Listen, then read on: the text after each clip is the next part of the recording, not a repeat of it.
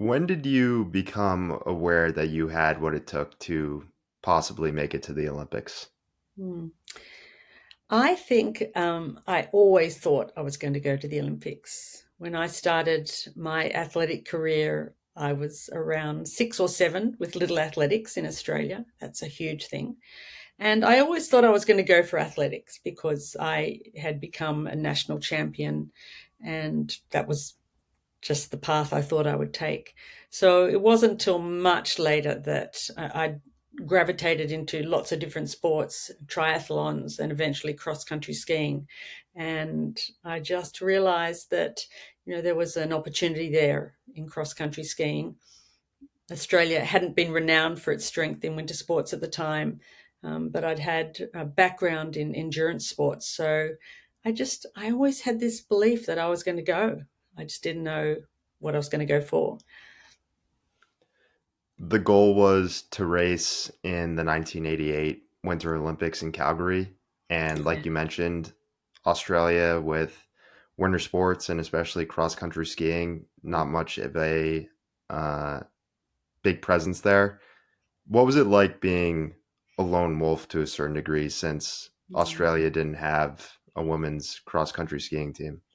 Yeah, it was difficult. I mean, Australia now is actually, very strong in the Winter Olympics, particularly in park and aerials, and such. But at the time, of course, it wasn't. We actually have ideal conditions for cross country skiing, and with my background in endurance sports, I felt like this was really. Um, ideal for me. And also, I'd been overseas skiing and racing, and I met up with the Canadian ski team. And their coach at the time was a guy called Marty Hall, and he invited me to come and train with the Canadian team, which was a really great opportunity for me because it meant that I could, still represent Australia, but I would be training, traveling with the Canadian team and using all their facilities. So it was a great opportunity, and the stars were aligned, and I thought, this is it. I'm really going to go and put Australia on the map as a force to be reckoned with. So yeah, it was a really exciting time for me. At the peak of your career, what would a typical day look like for you in terms of training and recovery and stuff like that? Well, at the time, that leading up to the Olympics, and also, I was at university at the time. I was studying a sports science degree. I wanted to be an exercise physiologist. So my whole life revolved around sport. And so it was every day was training. Every day was different, though. A lot of endurance training, a lot of a lot of running, a lot of bike riding. In winter, of course, we had to. Well, in our summer, I travelled overseas to be on snow, and in our winter, I would ski here. But as a cross country skier, there was a lot of endurance training. So a lot of running, a lot of ski specific training, work in the gym, things like that. And also, I was studying at the time as well, so I used to fit that in with my normal, university day as well. And all of my friends were athletes, so it was a very social life. I would my boyfriend was also in the Australian ski team, so um, you know my social life was also training as well. Getting deeper into your bike training, I know you don't remember a lot of the details, Mm. but take me back to that day in 1986 of your bike accident and how everything unfolded after that. Well, I was actually a very strong bike rider, and at one point there was an opportunity to perhaps also represent Australia in the Olympics, as a cyclist. But all of my friends were skiers, and I sort of took that route instead. Leading up to the actual day, I'd been overtraining, and which is quite common for a female athlete. I actually also had the effects of not having a period. I had a very low um, um, weight as well. I'd lost a lot of weight, but I was, extremely muscular. But there was a lot of fatigue there. So I actually thought I had planned not to go on the ride, and it was only that one of my teammates was going and said, "Come on, come along." And I thought, "Oh, okay, I will go after all," even though I'd been to the doctor at university and they'd done some tests and they said, "Look, you're overtraining." So looking back now, it's I sort of look back and think, wow, I mean, imagine if I'd made a different choice and hadn't gone. So I set off on the ride. We were going with all my teammates. So there were probably about maybe 25 to 30 of us. And it was a ride that we did, every year. And we rode from Sydney up to the Blue Mountains, which is west of Sydney. And it was about a 6-hour bike ride. So I only remember the beginning of the ride. I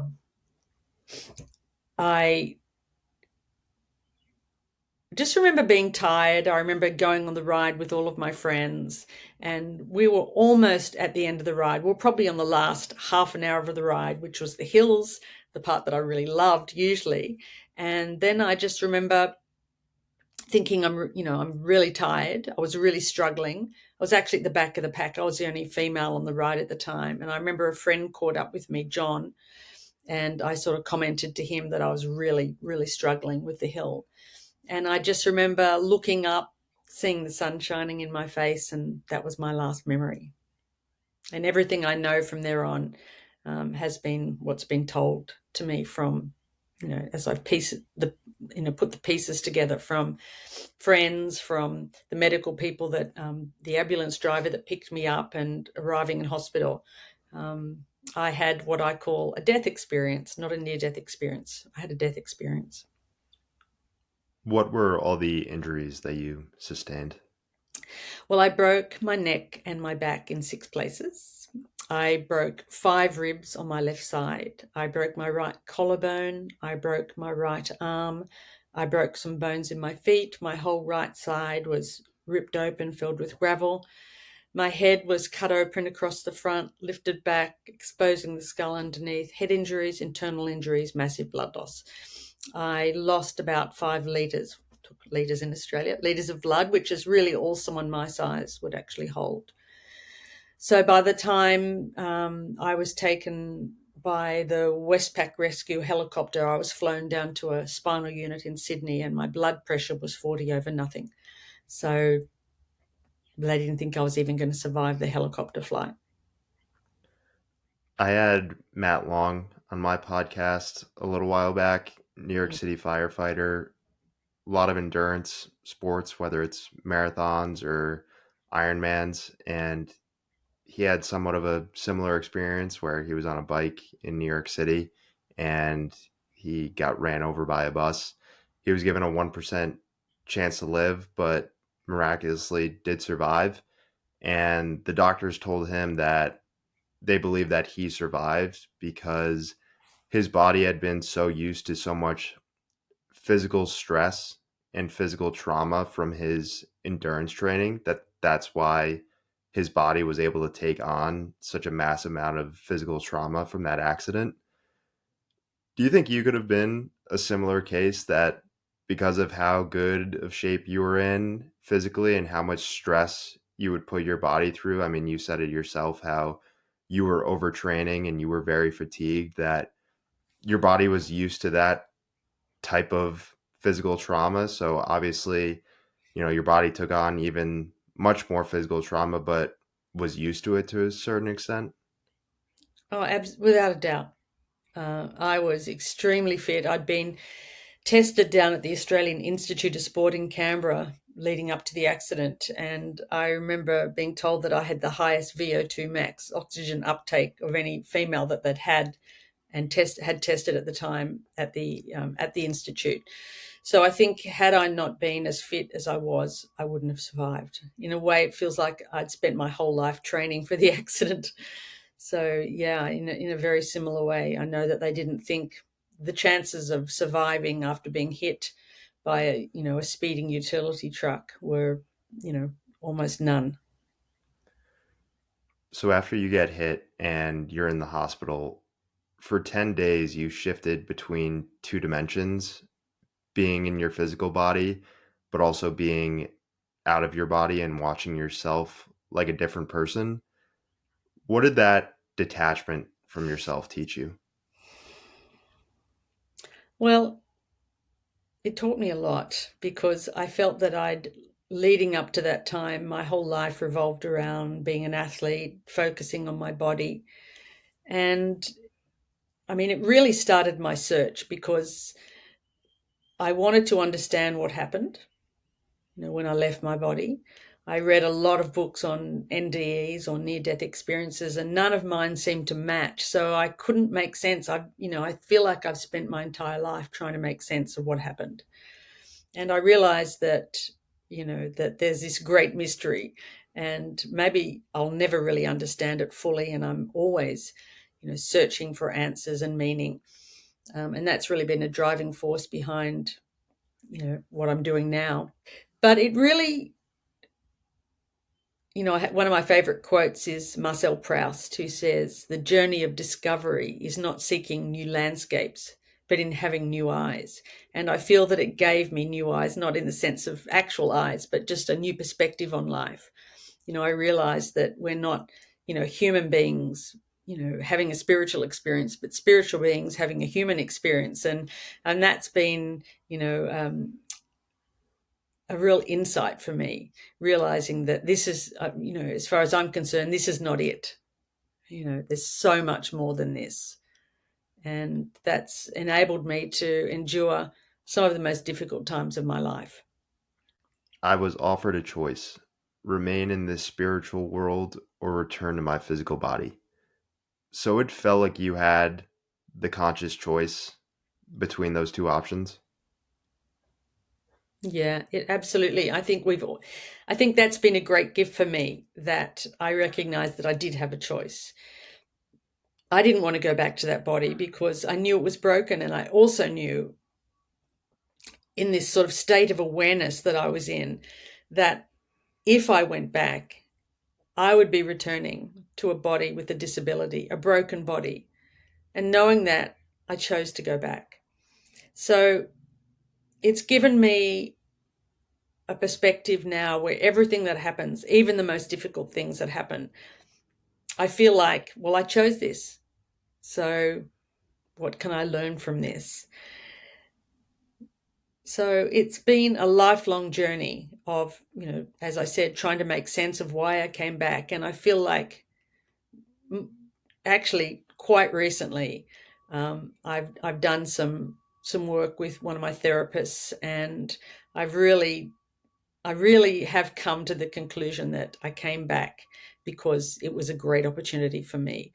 Because you don't always get what you want in life, but you do get what you need. And that's what I needed. In the moment, you went from being this standout, accomplished athlete, and like I mentioned earlier, this lone wolf, so it made you stand out even more, to now being this patient that you say begins to feel like a number in the system. Obviously, you had gone through a lot of physical trauma, so you couldn't really process these feelings in the moment. When did that loss of identity really set in for you? I think it really set in for me when I got home from hospital, because when I was in the spinal ward, just like everybody else, I had nurses and doctors looking after me all the time and other patients. So that was my sort of new sense of normal. And I just had this crazy belief that I would get home and life would go on, just as it was before. And it wasn't until I got home, I weighed, about 5.5 stone. I'm not sure what that is in American weight measurements, but there was nothing of me. I was covered in a plaster body cast. I was in a wheelchair attached to a catheter bottle. I couldn't walk. I had to learn to self catheter. I mean, everything in my life. When I got home, I realized, wow, I've lost everything. And that was a really difficult time. They had told me, well, actually, the head nurse in the hospital had said, "I want you to be really ready because you will get depressed." And I thought, no, not me, because my nickname was Janine the Machine. All of my athletic friends had given me that nickname, and I thought, no, I'm going home, I'm getting my life back, learn to walk, get back into skiing. And I just had no idea. I just really didn't have an understanding of spinal cord injury and the permanence, and what I was really facing, which is probably just as well, because they had told my parents in the beginning, don't tell her anything until she asks, because they just thought it was too overwhelming. And it was probably a good decision, because I think maybe I would have given up if I'd known just how difficult it was going to be. So I think getting home and, out of hospital, back into my bedroom with all the reminders around me of all the things that I'd lost. All of my friends had, gone back to their lives, back to skiing and racing and traveling overseas, and I was on my own. And it was a really difficult time. And I think it really hit me then, wow, this is what I'm facing, permanent disability. That nickname, Janine the Machine, how do you think having a one-dimensional nickname like that, where it's solely focused on your physical abilities, how do you think that affected you when your machine broke down, Yeah. so to speak? Well, it's really funny, because at the time it was a funny nickname, because I mean they gave me that nickname because I trained so hard. And now I laugh and say, now I'm Janine Linguini. A friend gave me that because I think I've become more flexible and able to go with the flow of life. So it was an endearing nickname, and it really did capture the person that I was at the time. You talked about how that nurse of yours said that be careful when you get home because you might get depressed. And being practical is one thing, I think, but what limitations do you think your doctors put on you after everything that happened? I think they tried in the beginning, but it just didn't work. I think I've been really fortunate that I've had incredible doctors the entire time that um, just really let me go, and explore, and they're still very special people in my life. So I don't really think maybe it's just that I didn't listen. I just didn't listen to whatever anybody told me I could or couldn't do. And that's probably been one of my strengths in life. Do you feel like that's how you've always been? That you've always just listened to yourself even before the injuries, whether it was with sports and skiing, or do you think that Mm. just got heightened after your injuries? I think you'll have to ask my mum. I think I've never really listened. I think um, that I've just gone out there and given things a go, and see how it unfolds. And I've done that in my recovery as well, because I think that it's very easy for medical staff to tell people what they can and can't do, and it becomes a self-fulfilling prophecy. And I've already, broken so many expectations in what I've been able to achieve in my life, that I do like to do things that people say you'll never do. So if someone says you can't do it, it just probably makes me more determined. I think in a paradoxical way, to be in complete control of a situation, we have to give up the need to be in complete control. And you say, surrender flooded over me.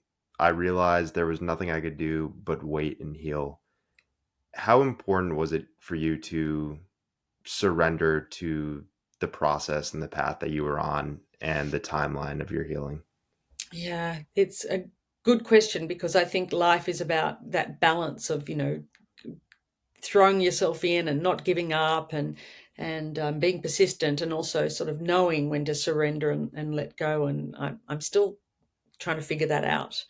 I think surrender is very important, and I would probably say, to me, the word that I would use now is acceptance, and being able to just sit with things and say, well, that's where it is now, and what can I learn from it? In fact, I wrote an entire book on acceptance called The Gift of Acceptance, because it's, it's been a really important virtue in my life.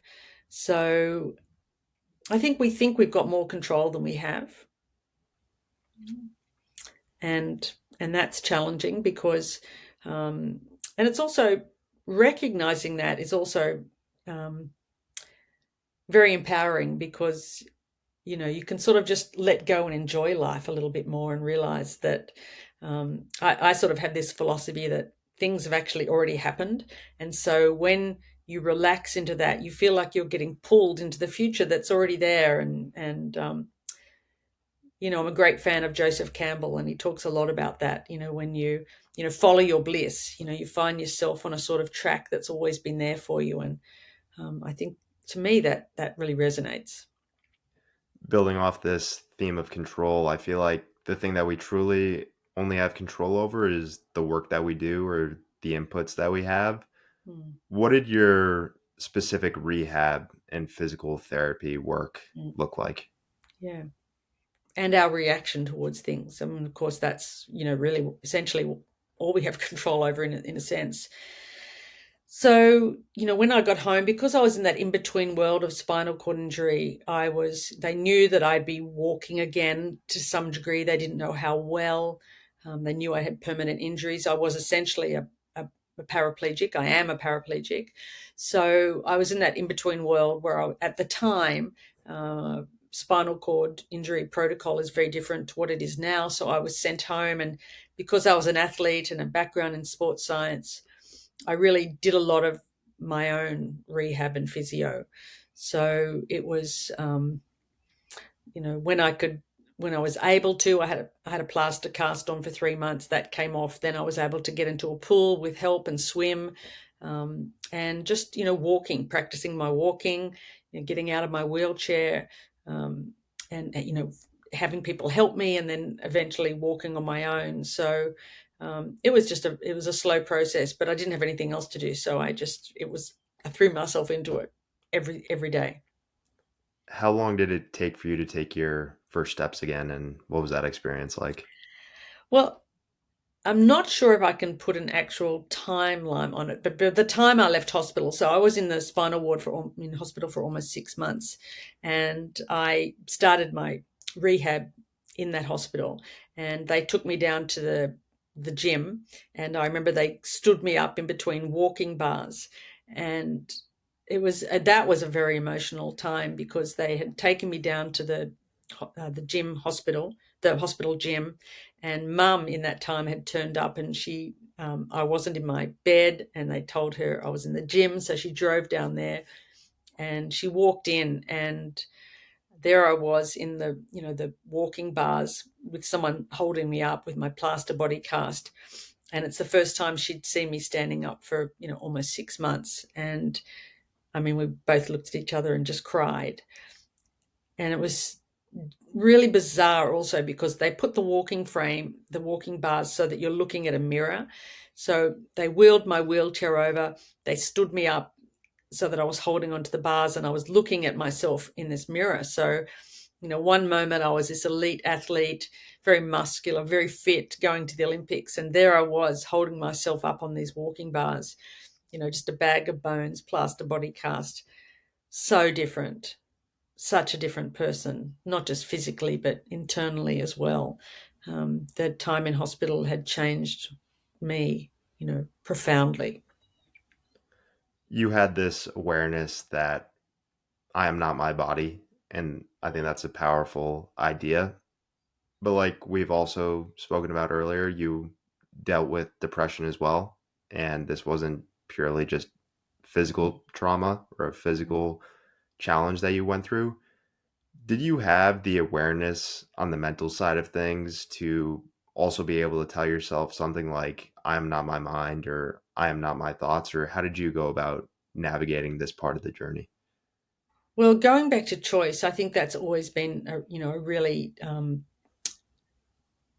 interesting perspective for me because even when I face depressive moments today, which I do because as a spinal cord patient, there are times that are just, really challenging for me when I'm suffering from chronic pain. Chronic pain is just a part of my life. And so we now know, for example, that chronic pain and depression share common pathways. So that's why a lot of people, majority of people with spinal cord injuries, are also treated for depression. So it's just one of those things that you live with.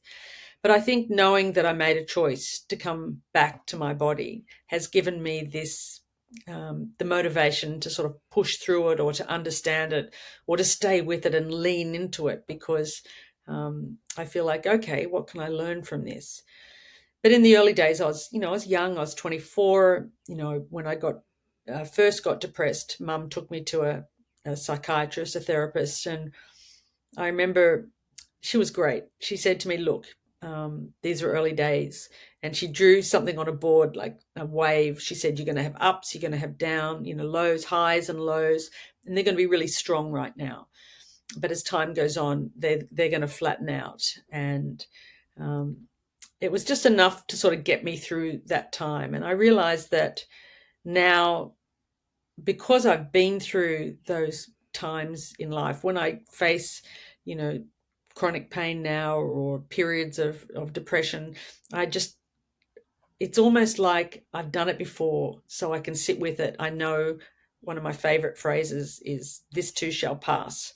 So that really, keeps me grounded, knowing that, yeah, I'm going to get through this. This is just part of the human experience. And that's also another important aspect, is knowing that, I'm not the only one going through this. We all go through this. This is part of being human.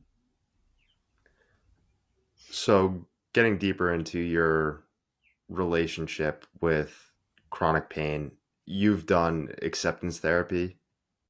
With your relationship with chronic pain, is there a big mental and emotional component to it rather than just being purely physical?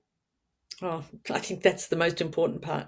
Yeah, so I've trained in a lot of psychological therapies now, um, and one of those is, I've done a lot in positive psychology. In fact, I'm 2 years into a PhD at the moment in resilience and disability theories. So part of that is I've studied acceptance and commitment therapy, and yeah, it's been. I think to me that's probably the most important aspect of living with chronic pain. Is, I always say, it's being able to, sort of, it's as if you've got a radio and you can turn the noise down in the background. So that's what I'm able to do, sort of turn that on so I can get on with doing the things that are important in life. So acceptance and commitment therapy is about understanding that, um, these things are a part of life. Depression, chronic pain, challenges, part of the human condition. So letting them coexist. And living a values guided life, like being very clear about, what sort of a life you want to live, what sort of person do you want to be, and aligning yourself with those values, so that, you can sort of coexist with the challenges and the difficulties of life. There was this scene where you were in your room and you're still in your plaster body cast Mm. and you pull yourself off your bed and you fall onto the floor and you say, "God, you either show me a way out of this or you show me a way through it." Have you always been a spiritual person, or do you think that component of yourself got built after your injuries? Well, I don't think you can go through what I call a death or a near death experience without having some sort of, to me, some sort of faith. I mean, to me, my faith is faith in the human spirit, faith in the defined human spirit. I think it's a very personal thing. And, I wouldn't call myself a religious person, but I definitely would call myself a spiritual person. I do think that there's more than just this, and that does give me the strength and the motivation um, to really lean into those difficult times, and to, have I have a lot of spiritual practices. I'm a meditator. Um, I like to spend time in nature. I do have more of a leaning towards, sort of Buddhist principles and practices. I'm part of a Vipassana meditation group, and yeah, they're the things that really support me now in my life. One of the first books that you read when you got home from the hospital was Man's Search for Meaning by Viktor Frankl.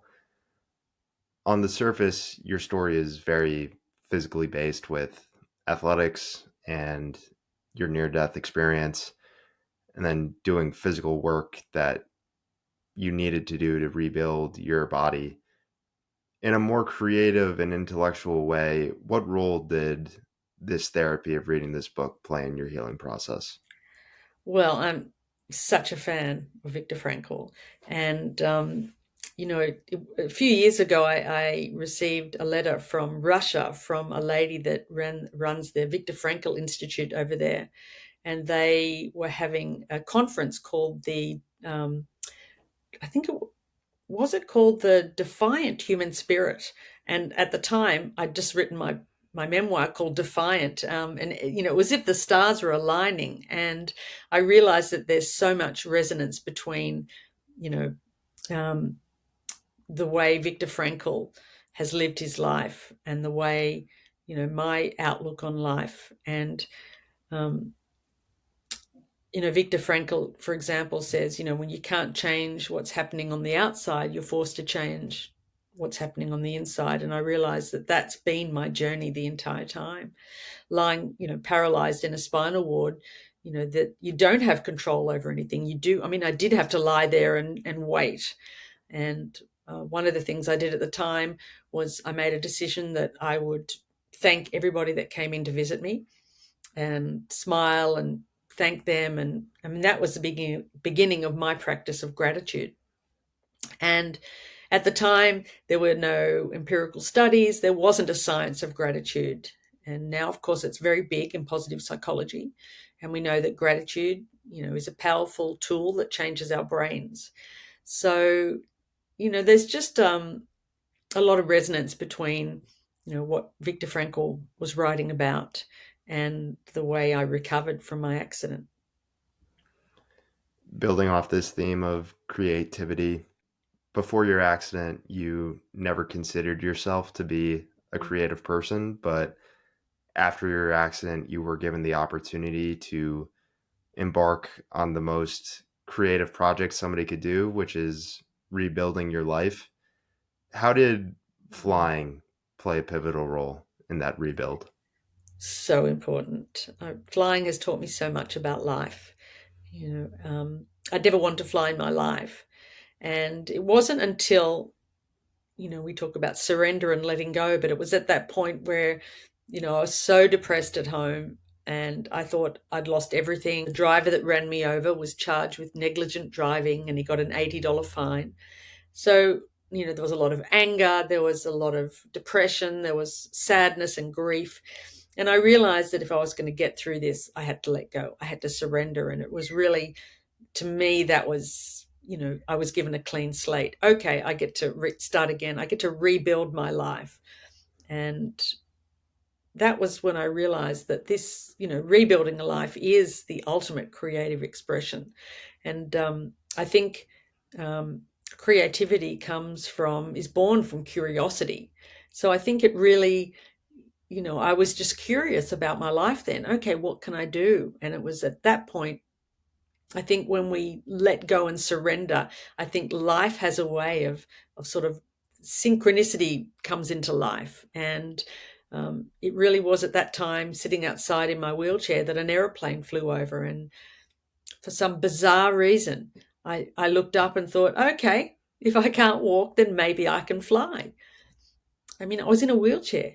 It was ridiculous, but it changed my life because it gave me a reason to get out of bed every morning.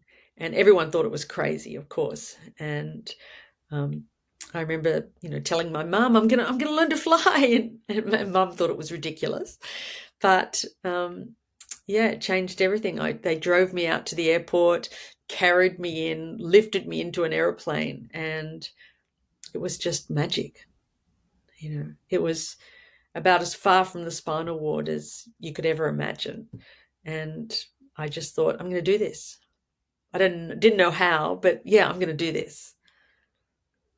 I guess that goes to the impact of not listening to other people, but just listening to yourself. And the flying is something that I want to dive deeper into. But just a side note on that, you mentioned the driver who hit you. He sent you a very cold, unapologetic letter. What was the pain that you dealt with there? Oh, I just, well, I felt there was a great sense of guilt because, what my parents were going through. And I really, I thought, well, if you almost killed someone, wouldn't you want to see them in hospital? Wouldn't you go in? Wouldn't you visit them? And of course, none of that. But that was also a great exercise for me in forgiveness because I did write him a letter. I didn't have his address, but I wrote a letter. The actual social worker at the hospital had given me this exercise, a forgiveness letter, essentially. So I wrote down how I felt and got all of those feelings out in a letter, and then I just posted it with no address and let go. And to me, that was a really powerful exercise. And I always say that forgiveness, I mean, to me, that was the black belt of forgiveness, to forgive him. And I realized that if I wanted my life back, I had to let go of that anger. And, they say holding on to anger is like drinking poison and expecting the other person to die. So it was really important. It was saying, okay, I can't change that and I can't change him. But what I can change is how I respond. And sending that letter and posting it was almost just, it was letting go of that. And it was a really powerful exercise. There was a time in my life when I dealt with a lot of chronic pain, and something that helped me actually was driving because it allowed me to focus on a different activity rather than me focusing on the pain. How did flying allow you to live in the moment and take your mind off of things? Oh, it was so important. I mean, I had, as I said, a reason to get out of bed every morning, and it was hard. I mean, I had to, instead of my sports science degree, there I was reading about aeronautical terms and things that I'd never been interested before. But it gave me something to really focus on, and it's a really important aspect of recovery as well. When we talk about hope theory, C.R. Snyder from the University of Kansas, has written extensively on hope theory and not being just a wishy-washy thing, but a cognitive process, which is built on goals, pathways, and agency. And for me, it was, okay, I'm not going to the Olympics, but now I had another goal. And I had to figure out the pathway is how am I going to get there, and the agency of, yeah, I can do this. So these are cognitive structures that actually motivate us and keep us going. And so, one of the most important things for anyone that's gone through, traumatic incident or has lost their goal, can't do the things they did before, it's very, very important to try and find something else in life. And because I think we're goal-driven beings, we need things to do. It doesn't really matter what it is. I mean, it's great if it aligns with our passions and our strengths, but just do something and work towards that. And that was so flying was just so important for me. And when I started, I didn't know where I'd end up. I didn't even know if I'd pass the medical to get my license. And as it turns out, I mean, learnt to fly, became a commercial pilot, learnt to fly aerobatics, became an aerobatics flying instructor. It was, you know, completely um, unbelievable in many ways, particularly for my doctors. How do you think that goal driven work with flying helped you with your work that you needed to do on the rehab side of things and rebuilding your body? Flying, gave because I knew I had to try and strengthen my legs to be able to use the rudder pedals on the ground. And, so of course I was really motivated to get back into the gym and to keep swimming and to practice my walking and to be, get stronger and stronger so that I could fly an airplane, so that I could apply the pressure on the pedals so I could stop the airplane on the runway, things like that. So it was just very, a very motivating thing for me to do.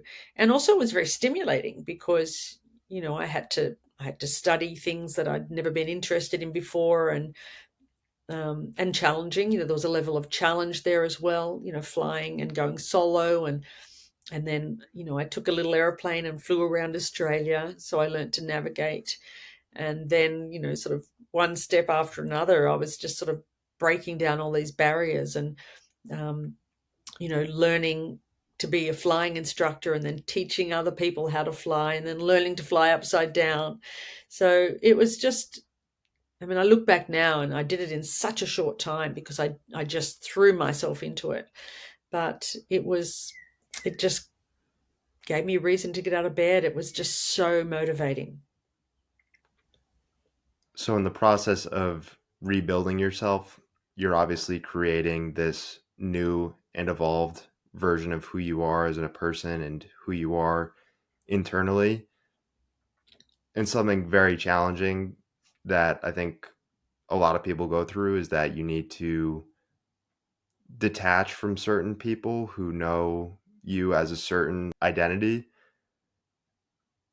How challenging was the process of needing to detach from the people you knew within your athletic world because they knew you as Janine the machine and Janine the skier? It was difficult, mind you. I'm still friends with all my friends from athletics and skiing, and they were a great support for me. But in the early days, it was incredibly painful because when I tried to socialize with them and they'd all be off running or skiing, or it was very painful. So I knew I had to sort of spend a time away from them to just reinvent my life. And that was in flying. And then I had all my pilot friends. So it was very difficult. And of course, sport has been such an important part of my life. And it's hard to believe that it's not that important anymore, and I've had to find that sort of sense of joy and bliss in other things that I do. And it's also given me an appreciation of loss. Loss is part of life. We all go through it. We all lose things, and eventually, of course, as we get older, we're continually losing certain things, until we eventually leave our bodies, the greatest loss. So it's just given me a real appreciation of the human experience and what other people are going through as well. I watched the 60 Minutes segment on you, and it starts by saying, she was the fittest woman athlete in Australia and our best hope of gold at the Winter Olympics.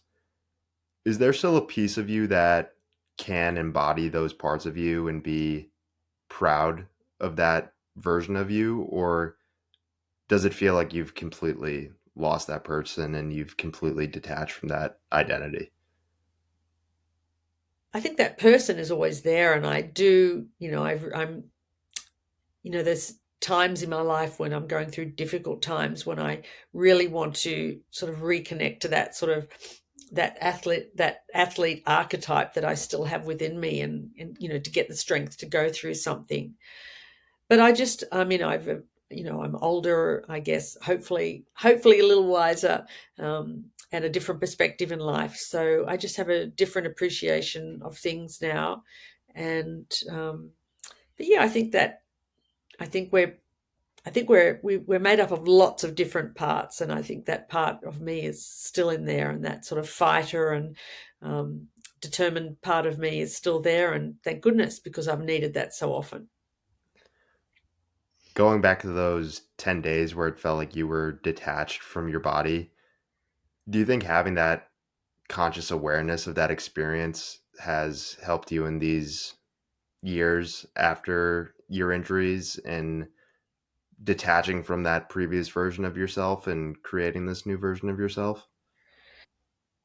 Well, I think so. As I said, it's parts theory are made up of different parts, but I think hopefully I'm a better person, because I think as an athlete you become very self-focused. It's all about you and your performance, and um, I've just, I guess it's taken me out of a smaller story and into a greater story, a greater human story, and a greater appreciation of um, the suffering that is out in the world. And I think that's also been helped by writing my books and also being on the speaking circuit, because every time I go out and speak or give a presentation, I have the opportunity to speak to people. People come up and share their story with me, and that's been a great blessing. I think that, I always think that when you share your story, what you do is you give people permission to share theirs. And hearing other people's stories, gave me that perspective of, oh, it's not only me, and opened me up to a bigger story.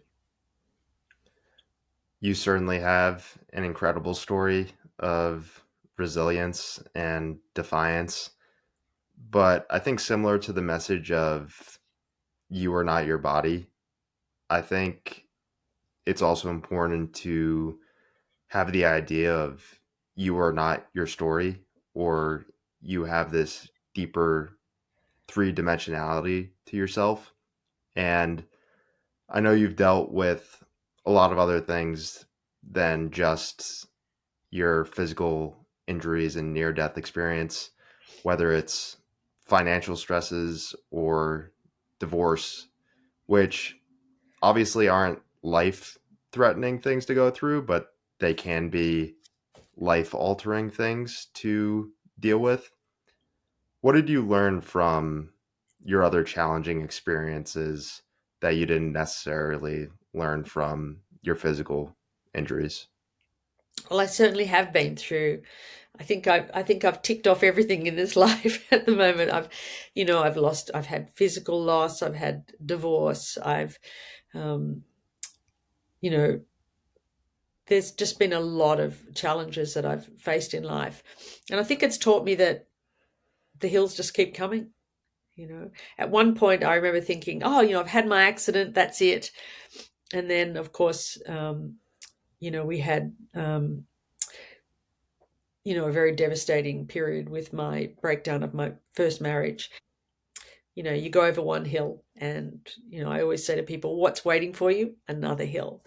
And that's knowing that has been, um, it's like a superpower, because you go, oh, there it is. There's that hill. I was expecting it. Okay. What can I take that I've used before in my life that I can apply to this hill? Because I think everything is patterns, and you say, well, okay, well, this is what I did last time, so I can do it this time. Sometimes it's different, sometimes it's the same. But, once I always say, once you accept that life has hills, then or challenges, then the fact that it has hills doesn't matter anymore, because you recognize it and you're expecting it. You go, oh, okay, there it is. And then you don't complain about it. You just sort of roll up your sleeves and you get on with solving the next problem. And so I think having these problems has taught me that that's part of life. Life's meant to have these hills. One of my favorite sayings is valleys make the mountains, similar to what you were saying.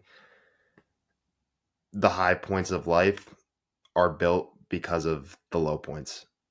And you have this great line, I still feel fear, yet I am not afraid.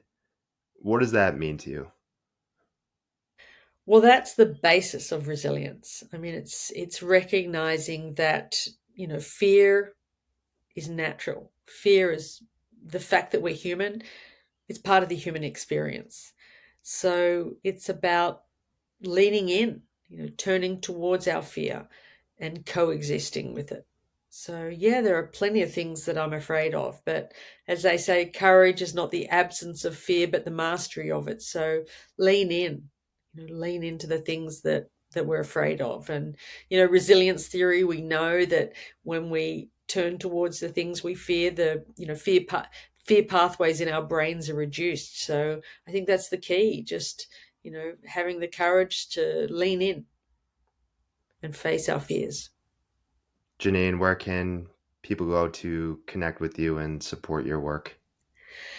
Well, on all the normal social media sites, I'm on Instagram, Janine Shepherd, LinkedIn, Janine Shepherd. Uh, I'm not on Twitter anymore. Blue Sky. And yeah, just go onto my website. If people do go onto my website, JanineShepherd.com, I have a unshakable core community, and I send out newsletters usually once a month on giving people tips and tools to build a more resilient life. So, I welcome anyone to, to join this community, and I'll be sending one out next week. And yeah, it's been a joy to be able to share the things that have helped me, and hopefully can help other people that are going through difficult times. Janine, really great having you on the show. Oh, it's been great. Thanks, Tim.